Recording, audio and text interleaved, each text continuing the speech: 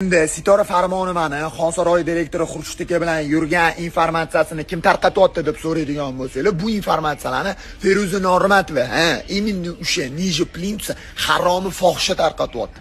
Nimaga unaqa fikr desa, nimaga unga bu narsalar kerak deydigan bo'lsanglar, Feruza Normatova hijobga nimaga kirgan edi? Eslab olamiz avvalambor. O'timinna Xurshid aka Xonsaroy direktori uchun kirgan. Nimaga Sitora Farmonovani informatsiyasini tarqatyapti?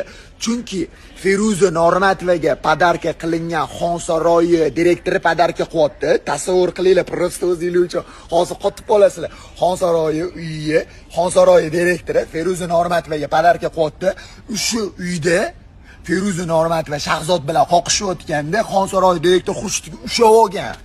Естественно, undan keyin dinna xo'yni olgan. Hozir Sitora Farmonova bilan yurgani uchun Feruza ko'ta ochib ketyapti.